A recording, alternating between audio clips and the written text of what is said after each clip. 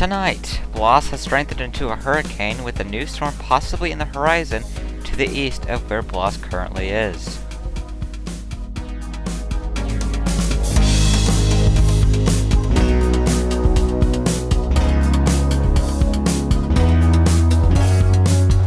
And now the latest around the wide world of tropics.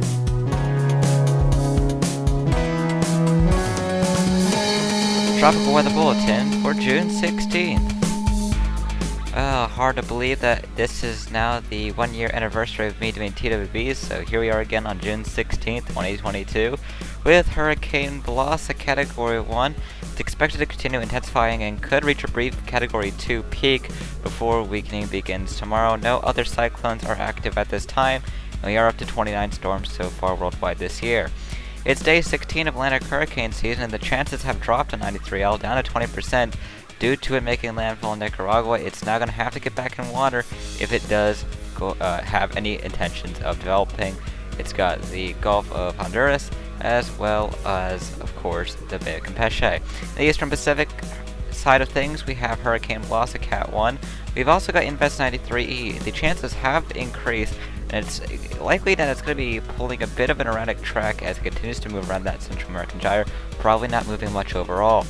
In the Western Pacific, you can see what's going on here. It's still dead, as it has been the last 2 months. Nothing going on and nothing expected in the next 5 days, and really nothing in models in terms of the next 2 weeks in general, so keep on expecting the same thing to be said until something develops in that basin. In the North Indian Ocean, the same thing can be said here. There is nothing going on and nothing expected in the next 5 days. We did have Invest 94S come in from the Australian region, but literally every single thing in the Southern Hemisphere at this point is just a 0% thing that we have to mark for really no reason. In the Eastern Pacific, you can see Blas, but of course this is the Atlantic style imagery, so don't let that fool you. You can see there Invest 93L. That is not really looking to be much noticeable over Nicaragua currently. We've also got an extratropical low trying to get itself together to the west of the Iberian Peninsula.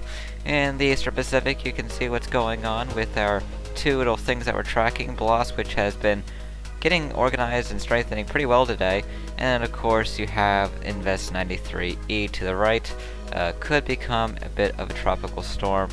Probably not going to get that strong compared to what Blas is currently. Well, other than that, really nothing going on to the west of Blas, as it's completely dry and devoid of anything. In the Western Pacific, you can see what's going on here. A bit of a frontal system that's been crossing through Japan and southeastern China. Other than that, not really much of anything going on. Some shower activity going on in some places, but not really anything that could possibly become a tropical cyclone anywhere in the near future.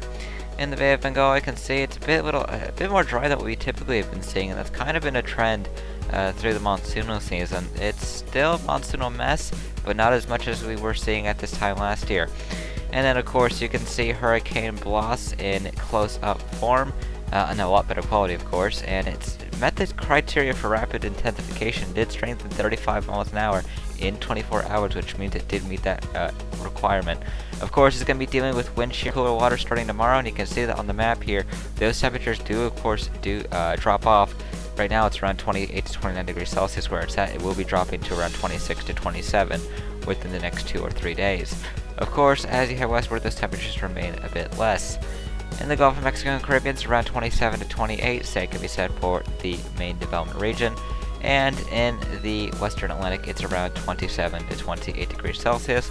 The subtropics is around 25 to 26.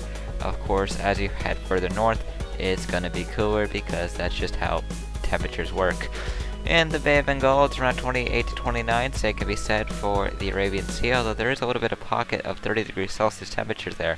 In the Western Pacific, it is around 28 to 29 degrees Celsius across much of the basin, although that pocket of 30 degrees Celsius temperatures remains to the east of the Philippines and in much of the South China Sea. In the Southern Hemisphere, it's around 27 to 28 near the Australian region and 25 to 26 across the southwestern Indian Ocean. Moving onwards into the sea surface temperature anomalies, we'll get into that. And you can see the Atlantic is still warmer than average. The Eastern Pacific is looking at more areas that are below average than above average. Thankfully, Blas is in that area of above average temperatures, which is helping it right now, though that's not going to be staying the case. Northwestern Pacific is remaining above average, and same can be said for the Western Pacific. with the North Indian Ocean being around average overall. We're going way back for tonight on this day. We're looking at June 16th, 1934.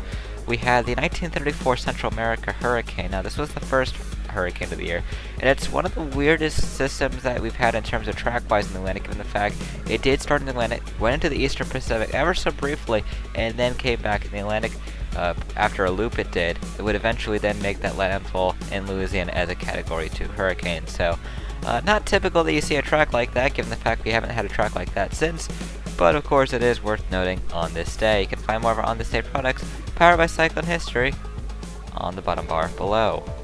That brings us over to the next names. In the Atlantic, the next two names are Bonnie, followed by Cullen. In the Eastern Pacific, we're looking out for Celia and Darby.